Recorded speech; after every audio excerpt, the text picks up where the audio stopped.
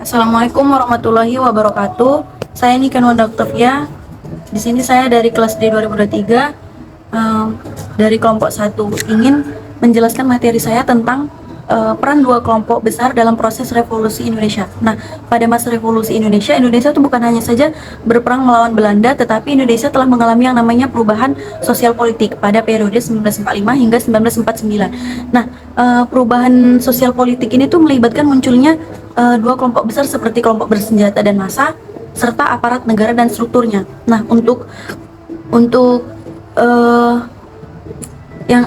yang pertama itu adalah kelompok bersenjata dan massa, yang dimana kelompok bersenjata dan massa ini melibatkan yang namanya pemuda dan laskar. Nah, pemuda dan laskar ini muncul sebagai penggerak radikalisme dan ketegangan revolusioner. Maksudnya di sini adalah pada setelah Indonesia merdeka tahun 1945, pemuda dan laskar ini tuh adalah kelompok yang paling bergerak cepat, paling berani, dan juga paling bersemangat. Sehingga Red menyatakan bahwa sekelompok pemuda dan laskar ini tuh mendesak Soekarno-Hatta untuk memproklamasikan kemerdekaan secepat mungkin. Meski beberapa tokoh seperti Sultan Syahrir menganggap hal ini tuh terlalu beresiko. Maksudnya tuh di sini kayak Sultan Syahrir menganggap memproklamasikan secara cepat itu membuat Indonesia terlihat seperti negara buatan Jepang. Kayak kemerdekaan yang dibuat oleh rakyat Indonesia itu bukan dihasilkan dari perjuangan rakyat, melainkan hasil dari hadiah dari Jepang atau rencana dari Jepang. Sehingga Syahrir menganggap memproklamasikan secara cepat itu membuat dunia barat menganggap Indonesia sebagai negara boneka Jepang. Nah, setelah Indonesia proklamasi, muncul tuh banyak laskar-laskar rakyat di berbagai daerah. Nah, laskar ini tuh adalah kelompok warga yang membentuk pasukannya sendiri untuk melawan Belanda. Nah, laskar muncul pada masa revolusi, yang dimana laskar ini bergerak tidak teratur dan tidak memiliki satu komando pusat, sehingga laskar bertindak tanpa aturan dan semaunya. Nah, setelah perjanjian Renville pada tahun 1948, pemerintah tuh ingin semua pasukan itu harus ada di bawah pimpinan TNI sebagai tentara yang resmi. Tetapi banyak laskar yang tidak mau diatur dan merasa revolusioner daripada tentara resminya. Nah, sehingga hal ini tuh membuat terjadinya konflik antara TNI dan juga laskar. Yang dimana konflik yang paling menonjol itu terjadi di Tapanuli. Nah, konflik yang terjadi yang paling menonjol itu ada di Tapanuli, yang dimana konflik ini tuh terjadi karena adanya organisasi lokal seperti LPB atau Laskar Pemuda Batak, yang dimana LPB ini merasa revolusioner dan menganggap mereka tuh sebagai pejuang yang berani, yang paling cepat. Nah, sehingga LPB ini tidak mau sepenuhnya berada dalam pimpinan TNI. Nah, di Tapanuli, Laskar Pemuda Batak ini menganggap TNI itu datang sebagai maksudnya TNI datang untuk mengambil wilayah mereka. Mereka menganggap TNI ini hanya datang untuk menguasai wilayahnya, sehingga terjadi bentrokan terhadap TNI dan Laskar, yang dimana bentrokan yang terjadi ini membuat terjadinya baku tembak antara TNI vs Laskar.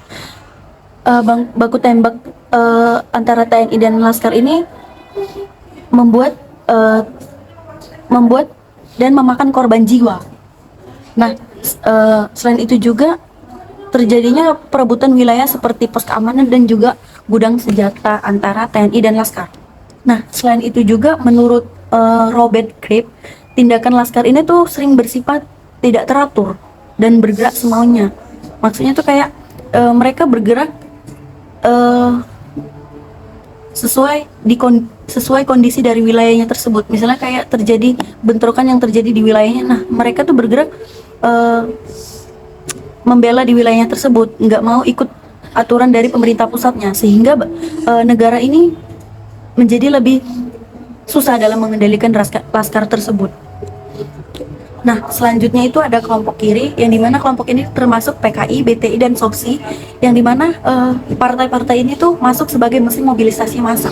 Nah, kelompok kiri terutama PKI, BTI, dan SOPSI ini adalah kelompok yang mempunyai kekuatan utama dalam menggerakkan massa secara besar-besaran dan terorganisir seperti buruh dan petani, yang dimana PKI ini adalah otak atau dalangnya dalam melakukan strategi politiknya. Sementara kayak BTI dan SOPSI ini sebagai penggeraknya. Kalau BTI ini dikhususkan menggerakkan petani di desa-desa. BTI ini singkatan dari Barisan Tani Indonesia. Nah, kalau SOPSI ini adalah Sentral Organisasi Buruh Seluruh Indonesia, yang dimana SOPSI ini menggerakkan buruh pabrik dan juga perkebunan. Nah, dalam jaringan yang luas ini, partai-partai ini tuh bisa mengumpulkan ribuan petani dan juga massa untuk melakukan aksi protes atau aksi mogok hanya dalam waktu yang singkat. Nah, Red juga telah menunjukkan bahwa ketika para buruh dan petani itu ikut melakukan aksi mogok dan protes, PKI ini justru malah memanfaatkan momen untuk membuat rakyat Indonesia ini semakin dekat, semakin percaya terhadap PKI, yang membuat PKI itu nantinya menjadi kuat di daerah tersebut. Nah, Red juga memberikan contoh konkret seperti yang terjadi di Delanggu. Nah, yang terjadi di Delanggu ini adalah pemogokan besar-besaran pada tahun 1948, yang dimana buruh menuntut dikarenakan upah yang tidak layak dan juga hak-hak mereka yang tidak mereka dapatkan. Nah, kemudian aksi mogok yang dilakukan oleh para buruh ini tadi dibantu oleh SOPSI, yang dimana SOPSI membantu para buruh untuk melakukan aksi mogok besar-besaran, yang awalnya dimana buruh tadi hanya menuntut upah, berubah menjadi gerakan politik, yang dimana gerakan politik itu menekan pemerintah dan juga memobilisasi massa secara besar-besaran, sehingga membuat PKI ini menjadi sebagai pembela rakyat. Nah, melihat kekacauan yang terjadi yang dilakukan oleh PKI, melihat pengaruh PKI yang sudah menyebar di desa-desa. Nah, Mas Jumi ini datang dan mengirim organisasi tani Islam atau STH untuk menggantikan buruh yang mogok dengan cara mengambil alih pekerjaan yang ditinggalkan oleh para buruh yang mogok tadi. Nah, selain itu juga PKI dan Mas Jumi ini saling bentrok, dikarenakan PKI dan Mas Jumi ini ingin menunjukkan siapa yang paling berkuasa di daerah tersebut. Nah, di sini ada pula dampak dari peristiwa Delanggu itu, maksudnya kayak dampak dari peristiwa ini terhadap politik, yaitu pemerintah menganggap PKI ini semakin agresif dan berani memobilisasi massa secara besar-besaran, dan juga membuat hubungan antara pemerintah dan PKI ini menjadi tegang dan membesar hingga terjadinya konflik besar yang terjadi di Madiun pada tahun 1948. Nah, selanjutnya itu ada Mas Jumi dan juga laskar-laskar Islam yang datang sebagai penyeimbang pengaruh kiri dan pengawal komunitas santri, yang dimana Mas Jumi ini adalah partai politik Islam yang berperan menjaga agar pengaruh dan kelompok kiri seperti PKI dan organisasi buruhnya seperti BTI dan SOPSI itu tidak terlalu dominasi di desa-desa itu, yang dimana desa-desa kebanyakan banyak penduduk santrinya. Nah, yang seperti udah saya jelaskan tadi, Mas Jumi ini datang untuk sebagai penetral dari pengaruh kiri dengan cara membantu para buruh yang mogok tadi yang terjadi di Delanggu. Nah, selain itu juga laskar-laskar Islam seperti Hizbullah dan Sabilillah ini yang dekat dengan Mas Jumi ini berfungsi untuk menjaga keamanan komunitas. Nah, laskar Islam ini lebih terorganisir sehingga laskar Islam lebih berperan sebagai penyeimbang dari pengaruh kiri, sekaligus laskar-laskar ini dapat mempertahankan pengaruh kelompok Islam dalam masyarakatnya. Nah, selanjutnya itu ada PSI dan Sultan Syahrir, yang dimana PSI dan Sultan Syahrir ini sebagai kelompok penyeimbang pada masa revolusi maksudnya penyeimbang pada masa revolusi ini. Dari sekian banyaknya bentrok-bentrokan yang terjadi pada masa revolusi, PSI dan Sultan Syahrir ini datang sebagai penyeimbang. Nah, PSI dan Sultan Syahrir ini itu adalah kelompok nasionalis dan moderat, yang dimana mereka ini berfokus pada politik dan diplomasi. Mereka ini bukanlah kelompok senjata atau massa, tetapi di sini para Habib Fakih menjelaskan bahwa kelompok ini tuh memainkan peran penting dalam menjaga stabilitas negara di tengah tekanan radikalisme. Dengan kata lain, PSI dan Sultan Syahrir ini bertindak sebagai penyeimbang dengan memilih jalur diplomasi untuk menjaga agar Indonesia ini terlihat lebih stabil di dunia internasional. Nah, jalur diplomasi yang dilakukan oleh Syahrir ini tuh kayak Sharon menolak tindakan yang tergesa-gesa dan bertindak kasar karena tuh dianggap merusak citra negara, atau negara terlihat seperti tidak punya aturan. Nah, materi selanjutnya itu ada aparat negara dan struktur kekuasaannya, yang dimana TNI sebagai komando syarat lahirnya negara. Nah, pada masa revolusi, TNI ini menjadi salah satu kekuatan yang paling berperan dalam menjaga ketertiban dan membantu Republik tetap bertahan di era bentrokan-bentrokan yang terjadi. Di sini Reid mencatat bahwa setelah perjanjian Renville pada tahun 1945, situasi itu semakin kacau, sehingga negara membutuhkan yang namanya organisasi bersenjata yang lebih terorganisir. Nah, dengan begitu TNI bisa menertibkan laskar dan juga menahan tekanan militer KNIL yang dari luar. Nah, KNIL ini adalah tentara kolonial Belanda yang ingin merebut kekuasaan Indonesia kembali. Di sini para Bipaki menjelaskan bahwa setelah perjanjian Renville, Jenderal Nasution ini mulai melihat bahwa tugas militer itu bukan hanya berperang saja, tetapi militer itu bisa menjaga ketertiban negara agar lebih teratur dan lebih terorganisir. Hal ini membuat TNI menjadi fondasi awal untuk negara dalam bertahan dari ancaman KNIL dan kekacauan yang terjadi pada laskar. Nah, selanjutnya itu ada elit birokrasi lokal, kelangsungan administrasi kolonial sebagai dasar negara baru.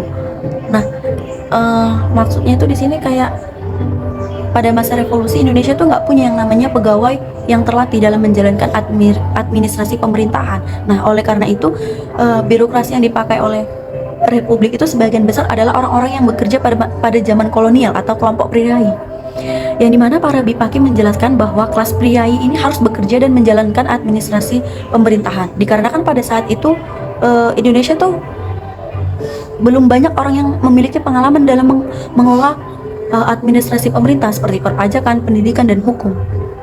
Nah, usaha yang dilakukan oleh Indonesia dalam membuat birokrasi kolonial menjadi birokrasi Republik itu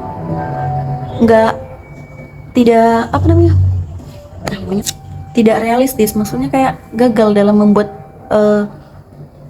birokrasi tradisional menjadi birokrasi Republik, karena pada saat itu negara masih baru merdeka, sehingga sumber daya manusia yang punya pengalaman itu masih menipis. Jadi administrasi itu masih dipegang oleh kelompok-kelompok priai.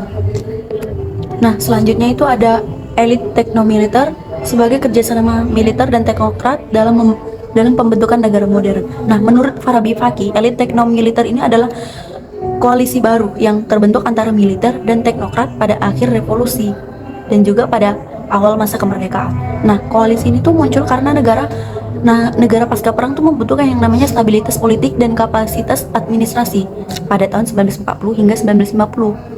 Nah, pada saat itu Indonesia menghadapi situasi yang menuntut stabilitas setelah perang, yang dimana kebutuhan untuk membangun negara modern dan keharusan dalam mengelola ekonomi. Nah, dalam situasi ini tuh kelompok militer dan teknokrat lah yang kelompok yang siap dalam membangun negara modern, yang dimana militer ini sebagai struktur organisasi dan juga berpengalaman dalam komando. Nah, sedangkan kalau teknokrat itu adalah kaum orang-orang yang terdidik, ahli ekonomi dan administrasi, serta ahli dalam merencanakan pembangunan negara. Nah, di sini para Bifaki menjelaskan bahwa negara Indonesia pasca kolonial itu membutuhkan administrasi yang stabil, sehingga militer itu membawa konsep yang namanya unity of command, yang dimana unity of command itu adalah negara tuh harus mempunyai komando pusat agar negara tuh tidak terpecah dan juga negara lebih efisien, yang dimana militer lah yang dapat memberikan konsep ini sebagai penjaga negara agar negara menjadi fondasi utama, yang dimana di sisi lain teknokrat ini berperan sebagai perencana ekonomi, mengelola administrasi, mengatur kebijakan berbasis teknik atau data, serta memodernisasi struktur pemerintahan. Nah, menurut Farabi Faki, teknokrat ini lebih dianggap dapat memahami bagaimana memerintah secara teknis. Nah, oleh karena itu kerjasama dalam menghasilkan negara yang sentris, birokratis, dan stabil. Alah. Meskipun begitu, teknokrat masih bergantung pada kekuatan militer. Nah, pada saat itu juga teknomiliter ini semakin berkembang dan kuat pada masa demokrasi terpimpin dan mencapai bentuk paling uh, bagus lah pada masa Orde Baru. Nah, mungkin itu saja materi dari saya. Lebih kurang saya mohon maaf. Assalamualaikum warahmatullahi wabarakatuh.